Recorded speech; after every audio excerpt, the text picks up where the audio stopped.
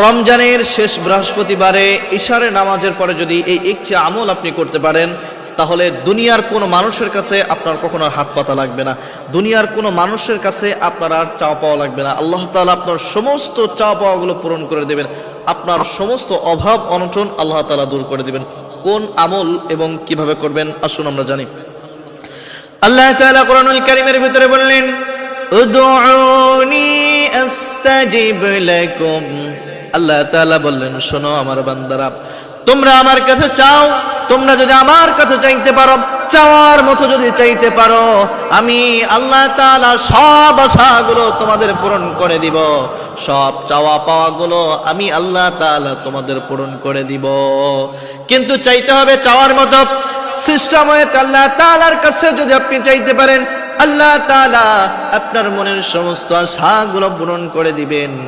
যেহেতু বৃহস্পতিবার রাতটা হলো পবিত্র রাত, জুমার রাত, আর যদি সেটা হয় রমজান এবং রমজানের শেষ শুক্রবার বা শেষ বৃহস্পতিবার শুক্রবার রাত, তাহলে তো তার মর্যাদা আলাদাই হবে।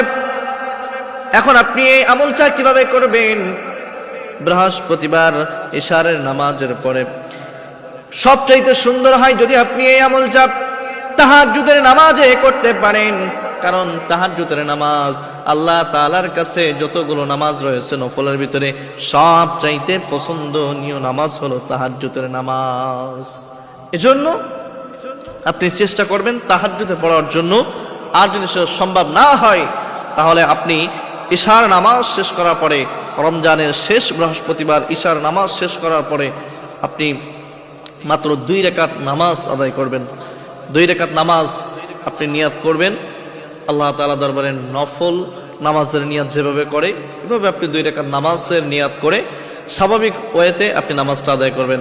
নামাজ আদায় করার পরে আপনি শুরুতে কয়েকবার দুরূদ শরীফ এবং ইস্তিগফার পাঠ করে কোরআনুল কারীমের 27 নম্বর পারা অবস্থিত একটা সূরা, সূরাতুল ওয়াকিয়া, আপনি সূরা ওয়াকিয়া এটা পাঠ করবেন।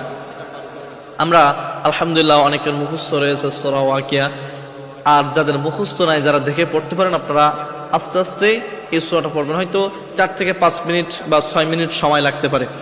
এই সূরাটা পড়ে এরপরে আপনি আল্লাহ তাআলার জন্য যদি রিজিকের দোয়া করেন, আল্লাহ তাআলা আপনার রিজিকের টেনশন আপনার যে রয়েছে সেটা আল্লাহ তাআলা দূর করে দেবেন। কারোর কাছে আপনার রিজিকের জন্য হাত পাতা লাগবে না। আপনি চিন্তা করেন যে মানুষ যা কিছুই করে না কেন সেটা কিন্তু এই পেটের জন্য করে, রিজিকের জন্য করে। আর আপনার যদি রিজিকের টেনশন দূর হয়ে যায়, দুনিয়ার কোনো মানুষের কাছে কিন্তু আপনার হাত পাততে হবে না, দুনিয়ার কোনো মানুষের কাছে কিন্তু আপনার চা পাওয়া লাগবে না। এই ওয়াকিয়ার ফজিলত